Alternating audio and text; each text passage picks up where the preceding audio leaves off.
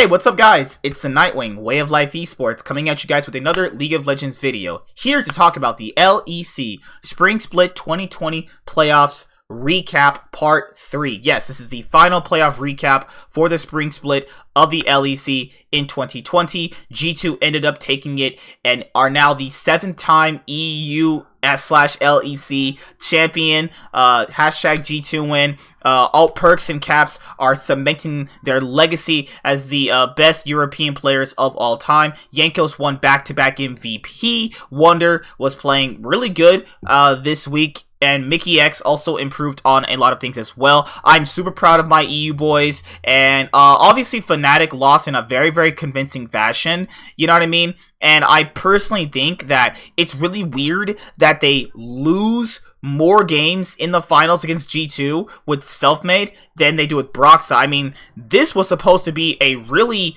hyped up rematch from last year's summer split, and I personally think that you're looking at this and going, what is Fnatic's issue with facing against G2? I'm proud my boys won. I mean, you guys know me. I'm proud of my boys for winning. Even Cloud9 3-0 FlyQuest, and I'll do my LCS playoff recap in a little bit, but looking at how they kind of mentally choke against G2 is just weird. You know what I mean? Like, they simply have drafting issues that are very, very abundant now, and a lot of people actually know that. But before G2 ended up facing off against Fnatic, G2 had to get their rematch against Mad Lions, and starting off against Mad Lions, G2 start off the matchup drafting Set, Lee Sin, Azir, Vayne, and the cat that everybody loves to hate, and she's got the zoomies.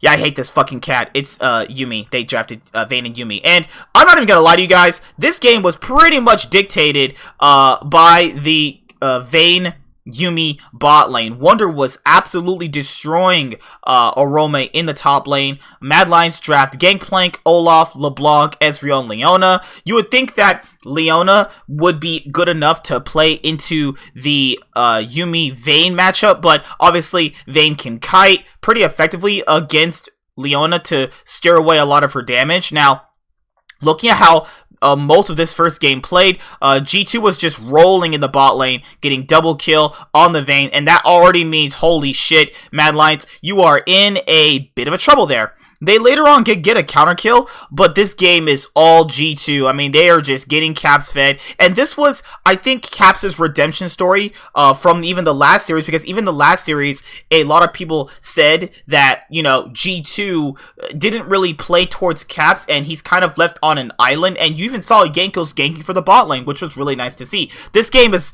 all G2 in game one.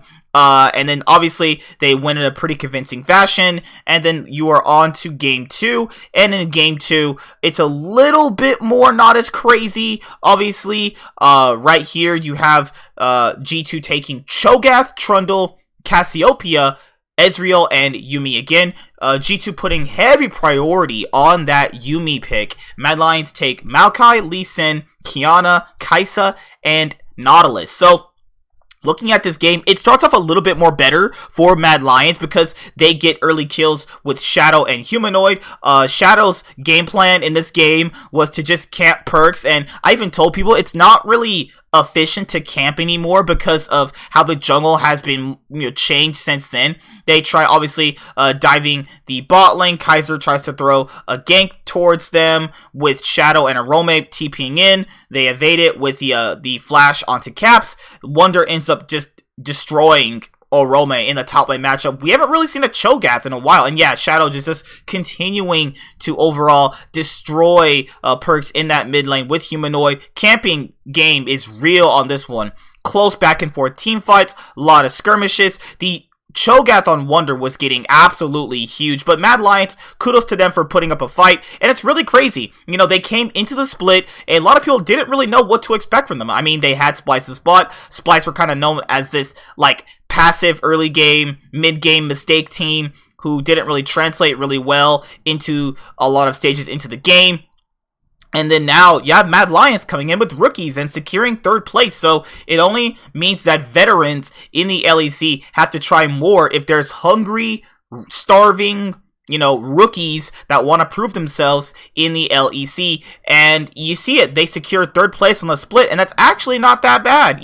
They should be proud of themselves. People always say if you get 2nd, you're a loser, or if you get 3rd, you're a loser. No, you should never think like that. You are never a loser. You know what I mean? Yeah, you lost. That's obvious, but you should be proud of any accomplishment you get. No, don't let anybody take that away from you. Mad Lions should be proud. They came into their first split. They have a big Spanish fan base, and they got 3rd place. You should be proud of that. Yeah, you didn't win the trophy, but you're not expected to. So don't have unrealistic expectations for something you're not gonna, obviously achieve. I'm not saying no, don't have expectations. What I'm saying is that you're not going to be beating G2 and Fnatic right now. I mean, in long term, G2 and Fnatic aren't going to be the only winners in the LEC. That's just how this works, right? That's how sports work. But right now, they should be proud that they got 3rd place. People are going to be like, oh my god, you're proud of 3rd place? It should either be 1st place or you're a loser. No. Those people who think like that are stupid. Because you are having such unrealistic expectations that you're never going to achieve those. Like, you have to be realistic in some of these ranges. But Mad Lions, they do win a game against G2, and they actually start winning a game 3. So they take an early game aggressive composition in Renekton, Jarvan, LeBlanc, Ezreal, and EU loves the set bot lane. And then you have Orin, Gragas, Yasuo, Misfortune, and Rakan. The knock-up combo from G2. Early on, you're probably thinking like, god damn it, is it G2 just gonna 3-0 Mad Lions? A lot of people really switched on Mad Lions. They're like, yeah, Mad Lions beat them before, but I don't think they're gonna beat them again. Wouldn't it have been a crazy upset if Mad Lions beat them again? But this is what I told people. Just because they did it once, you gotta kind of factor in upsets like that don't really happen twice. I mean, sometimes they do, sometimes they don't, but most people had already assumed they weren't going to win again. I already told people, in my own personal opinion, that just because you won once, people are going to think they're actually just an insane team, when in reality, G2 played poorly, and that's how most people are going to look at it. G2 played poorly, Mad Lions played out of their minds, and they got to win. You know what I mean? You also have to look at how these teams perform, because after they beat G2, you can tell they kind of lost all their steam. I mean, they lost to Fnatic, then they lost to G2 again. It's just more like, they played really well on a specific day, and it's nothing to take away from them, but, that's just what it is. They played well on one specific day, and, I'm not going to say this is a fluke victory, because that's just disrespectful, but they did play really well in this game 3. A lot of the skirmishes went their way. They had the Jarvan LeBlanc combo. The set was just absolutely soaking up so much damage. They tried to get a Baron, but then Perks just died. Sorry, Perks. The knock-up combos are not working. You know how Perks loves his Samurai. I remember back in 2017 Worlds, he said he wanted to lock in Yasuo, and he did in the last match against 1907 Fenerbahce, and then they ended up not making it out of the group. But it was just bittersweet about that point where, sometimes when Perks plays Yasuo, they just lose is what I was getting at. But yeah, Mad Lions end up winning game 3. But you know that G2 is going to come back and do a lot better in the game 4.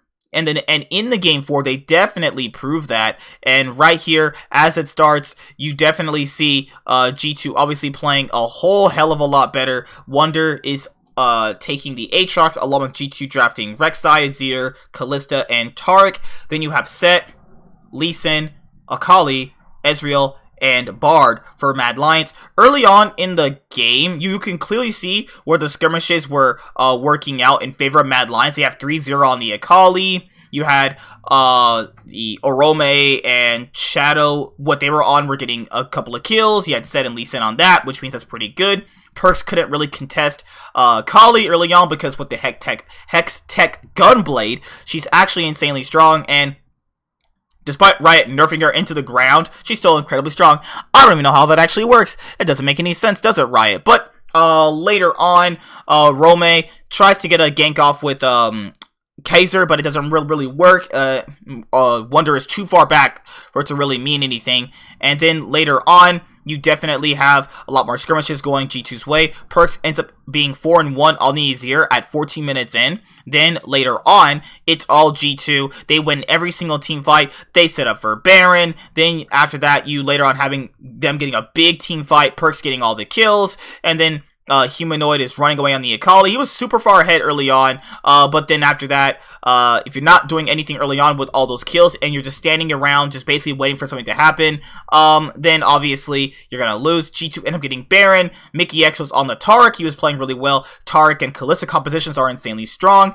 They got that from Mad Lions. That's actually pretty crazy. So, and after that, G2 ended up getting the revenge against Mad Lions in a 3-1 fashion. No Satchel, none of that. It's all them in the finals against Fnatic. Game 1 starts off with Fnatic drafting Aphelios, Tahm Kench, Veigar, Sylas, and Lee Sin. G2 draft Azir, Jarvan, Orin, Lulu, Kog'Maw. And if they are actually afraid of Caps actually not being able to lane decently well, even though Kog'Maw can get behind, Kog'Maw later on in the game is insanely strong as he is able to free fire, and with Lulu having constant shields and speed ups, I mean, that's insanely strong for a pick like Kog'Maw. And then early on, 5 minutes in, you definitely have Jankos attempting a gank onto Bwipo. Selfmade is there on the Lee Sin. It looked pretty disconnect from Fnatic. Like, they looked pretty out of coordinated, unsynced. I just didn't really know what to really think of what their gameplay was. You know, you draft late game bad skirmish early on and expect to, you know, dive in Orin, where Bwipo tried to attempt to gank with, tried to dive in Orin under tower with the Jarvan there. Nemesis on Veigar is nothing new. He's played that before. That's fine. And Reckless and Hylissang, they weren't really in the series that much. I mean, they played, like, okay, all things considered, but not too much blame on Reckless because ADC is really dependent on how your team does as well. But Reckless did end up getting a kill like around 7 minutes in on the Aphelios. They did do something good around that minute. They got a dragon, they got a kill. That's fine. They attempted to gank Caps, but then Jankos was actually ganking bot lane, which he almost really doesn't do that much. But later on, Fnatic tried diving G2, and then the Veigar cage made it really hard for G2 to get in at certain points. Wonder came in, stopping them from obviously diving. Hylissang ends up dying himself on the Tahm Kench to Kog'Maw. Wonder lands a 2-man knockup. It's 2 kills for the Kog'Maw. Oh no! Oh no! Kog'Maw's getting ahead. That is definitely not good. Later on in the game, it's pretty much all G2. They have a 7,000 gold lead. They're dominating all the fights here. This is not good for game 1, but it's game 1, so you're probably thinking to yourself, if you're a Fnatic fan, like, okay, it's game 1 jitters. It always happens to teams. It's always that hype game 1. But G2 end up coming away with game 1. That Kog'Maw Lulu really, I guess, throwing Fnatic off their kilter. But then later on, in game 2, you have Fnatic actually drafting pretty much the same compositions later on. All you basically have different is Trundle and Kassadin. So Fnatic take Orin, Trundle, Kassadin, Aphelios, and Tahm Kench, same bot lane, and you have G2 taking Zac top, Jarvan, Azir, Kog'Maw, and Lulu again. Later on, Fnatic take an aggressive trade against G2 around 3 minutes in. G2 punish that when Jankos comes in and saves his bot lane, and then they get a kill onto Hylissang once again. 3 minutes in, it is, you know, Caps getting a kill. I almost just lost my brain right there looking at that play.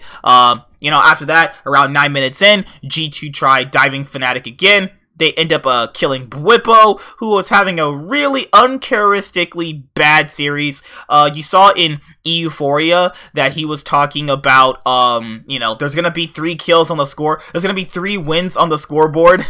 He's a prophet. This Bwipo is a straight up prophet. He went from, in my own personal opinion, MVP level to can't play Orin properly. I mean, I don't know if it's a mental block against G2 is what Fnatic are going through. Reckless, I think, played pretty fine. I don't know why he got a lot of criticism anyway. I mean, there's not much he can really do when his team is basically running it down 12 minutes in. It was 0-4, 12 minutes in.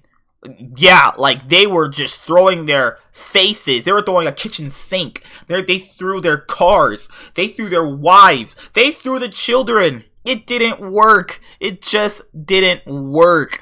But later on, they do make some sort of a decently nice plays. Wonder ended up getting a nice TP away around 17 minutes in, so he didn't get killed. Later on during the game, it's just all G2. It's literally almost a 15,000 gold lead. Sorry, it's hard to be excited when you look at stuff like this because they got destroyed. You know what I mean? Like, most of the fans were so disappointed, and I think the fans would have been more accepting of the loss if they had actually put up a fight. You know what I mean? Like, if you have a close best of 5 and you're like, oh, you know, this is the reason why we lost because of maybe a Zonya hourglass play from an Echo, or, you know, we drafted too poorly in Game 5. At least if you got into a Game 5 and lost in a Game 5, I think that would have been more reassuring that they can still win at a certain point. In Game 3, because you pretty much know it's G2 at this point, Fnatic take the Zac top themselves with the Braum, Azir, Misfortune, Gragas. G2 take Orin, Aphelios, Corki, Trundle, and Janna. Like, G2 are all about drafting these different compositions. They're throwing in these different supports, and they're being flexible. Fnatic is trying to be flexible too, but it's not even just the draft. They're drafting very weird things for certain scenarios they can never possibly achieve. But to be fair, Braum is strong, you know, level 2, and they try to capitalize on that. But once again, Jankos is there in the bot lane to give G2 help. Wonder was decently winning on the Ornn and gets first blood in the tank matchup. Bwipo is tilted off the face of the earth. I mean, he was just losing non-stop against the Ornn. I mean, you kind of just felt bad for him. He just played really uncharacteristically. He couldn't CS properly. Bwipo Wonder froze against him in the lane. And if you are in a top lane position like that, you are like, God damn, I've been there where you're just getting solo killed by the enemy top laner, and you know you just basically just lost it at that point. Your brain is just molding. But later on, Jankos is in the bot lane again. G2's bot lane basically get a 2v2 against Reckless and Hylissang, and even if Jankos comes and obviously Caps dies, it's perfectly fine. Mickey dies too. Fnatic actually decently tried to crawl back a skirmish. Nemesis was trying his best, obviously, to carry. He got 2 kills early on, based off an over-aggression by G2, but later on during the game, it was basically all G2. This was the closest game for Game 3. Fnatic tried really hard. Nemesis came in and killed Perks. Then Caps retaliated, killed them back. Bwipo, 0-5-4. Yes, I don't know what happened. His brain collapsed. I mean, he played like he was on crack. I don't personally know. You know what I mean? It was just like, you know, Fnatic are better than this. Like, you know that. You know, I had this idea that they were going to probably crawl it back to like a Game 4. But seeing it like this, it was like, oh no. Like, what is this? I mean, I've seen worse stomps in the LEC before, but this wasn't as bad as some other ones were. But yeah, it was just, this was not Fnatic's day. Maybe it was just a bad day. You know, bad days happen. You know what I mean? Bad days happen. But they do lose. And yeah, G2 are now the 7-time LEC champion. Hashtag G2 win. Hashtag G2 army, baby. Good job, G2. Best Western team of all time. And they're otherwise cementing themselves as one of the best Western teams and one of the best EU teams of all time, if not the best EU team of all time, because they just won a split with Caps in the bot lane and Perks, you know, obviously, you know, going back to mid lane.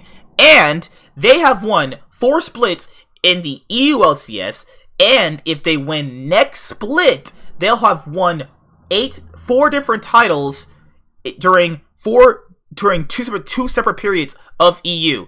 So you have the EU LCS, they won 4 titles, and then you have the, you know, this period of the LEC where they'll have already won 3 titles. That is just absolutely insane. If they win this 4th title, they'll have 8 titles. They'll have the most European trophies of all time. They are not stopping anytime soon, and I'm proud of my boys for getting this trophy. And see you guys later. Like, comment, subscribe.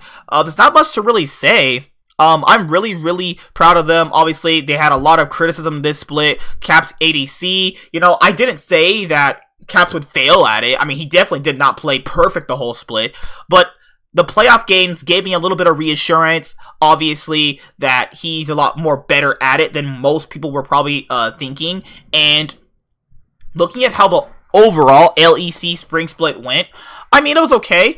Most of everything was as expected. G2 Fnatic at the top. Origin boring as fuck like usual. So that's pretty much it. See you guys later. Like, comment, subscribe. Most of all, enjoy. I'm the Nightwing. Way of Life Esports is signing out. See you guys later. Goodbye. Also, I'm going to be doing my LCS recap in a little bit here. So make sure notification bell is enabled as I make these videos for you because I love you guys so much. Peace out, guys. Have a great day.